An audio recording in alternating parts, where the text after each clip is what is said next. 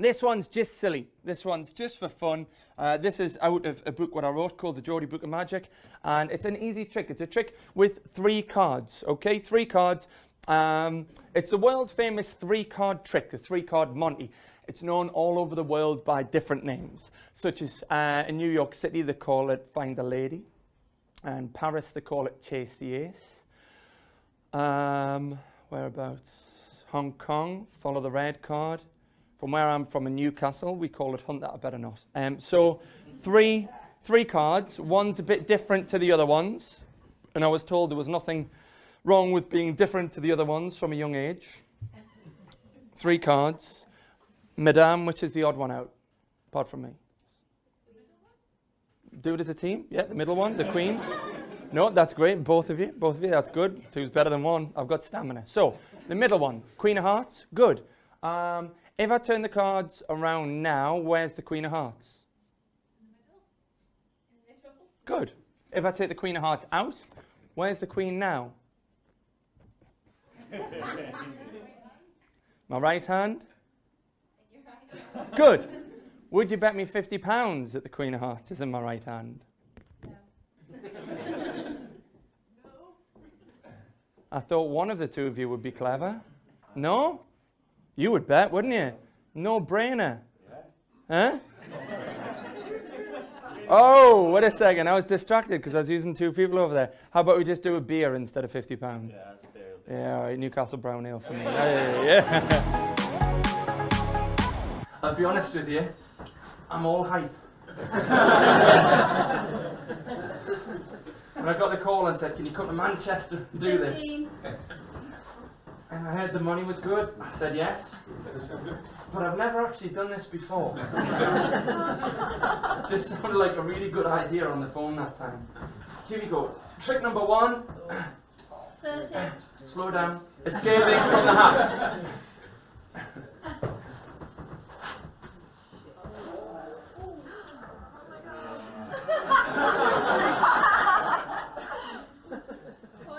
Shut up, Rachel.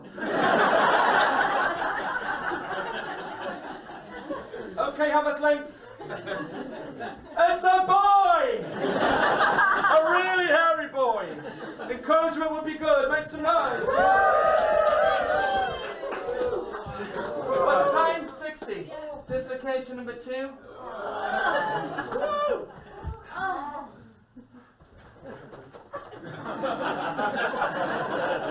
One minute 50. 14, 13, 12, 11, 10, 9, 8, 7, 6, 5, 4, 3, 2, 1. So I work all over the world. I've worked for lots of companies. As you can see, there's some of them, companies, festivals, stuff like that.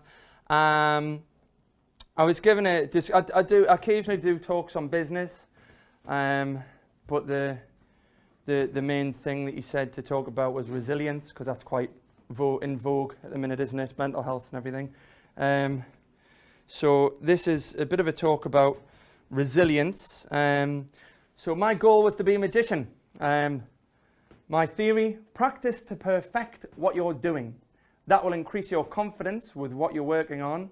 Once you've practiced enough, you can then become an expert in your area of interest or your trade, just in case you can't read. I thought I would read that for you.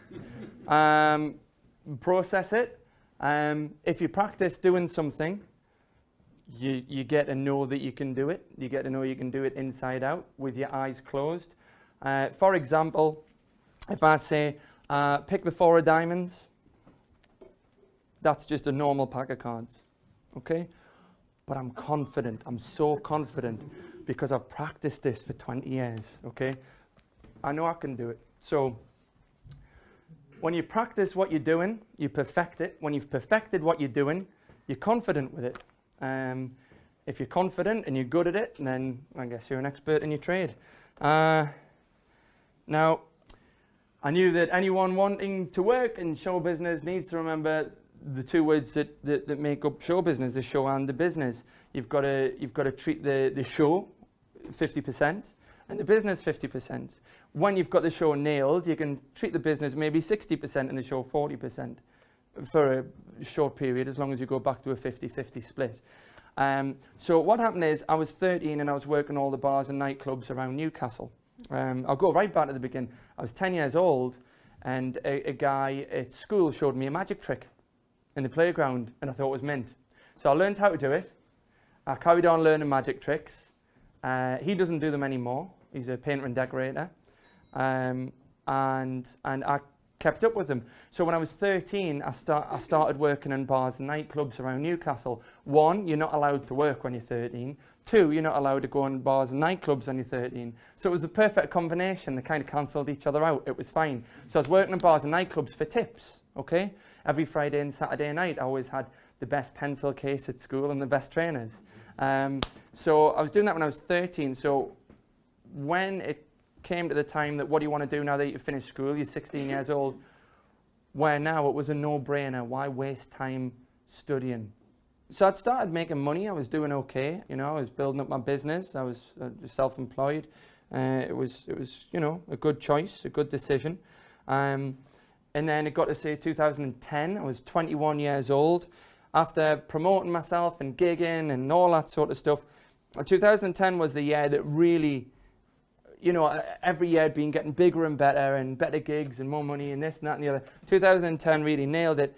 So in 2010, I'd travelled the world, celebrating my 21st birthday. I'd lived well, and I'd had a lot of fun. It was really good.